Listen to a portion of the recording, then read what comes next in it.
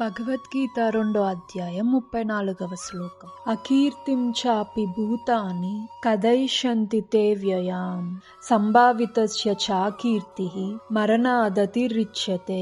ప్రజలు ఎల్లప్పుడూ నీ అపకీర్తి గురించే మాట్లాడుకుంటారు మరియు గౌరవప్రదమైన వ్యక్తికి అవమానం అనేది మరణం కంటే ఘోరమైనది. తాత్పర్యం: అర్జునుడికి మిత్రుడిగా మరియు తత్వవేత్తగా యుద్ధం చేయడానికి నిరాకరించిన అర్జునుడి నిర్ణయంపై శ్రీకృష్ణ భగవానుడు ఇప్పుడు తన అంతిమ తీర్పును ఇస్తున్నాడు. భగవంతుడు ఇలా అంటున్నాడు: అర్జున, యుద్ధం ప్రారంభం కావడానికి ముందే నువ్వు యుద్ధ భూమిని వదిలి వెళ్తే ప్రజలు నిన్ను పిరికివాడు అని పిలుస్తారు. ప్రజలు నిన్ను చెడు మాటలు అన్నా పర్లేదు, యుద్ధ భూమి నుండి పారిపోవడం ద్వారా నీ ప్రాణాన్ని కాపాడుకోవచ్చని నువ్వు భావిస్తే యుద్ధంలో మరణించడమే నీకు మంచిదని నా సలహా. నీలాంటి గౌరవప్రదమైన వ్యక్తికి అపకీర్తి అనేది మరణం కంటే ఘోరమైనది. కాబట్టి నీ ప్రాణ భయంతో నువ్వు పారిపోకూడదు. యుద్ధంలో మరణించడమే మేలు. అది నా మైత్రిని దుర్వినియోగం చేశావనే అపకీర్తి నుండి సమాజంలో నీ ప్రతిష్టను కోల్పోకుండా నిన్ను కాపాడుతుంది. కాబట్టి అర్జునుడు యుద్ధం నుండి తప్పుకోవడం కాకుండా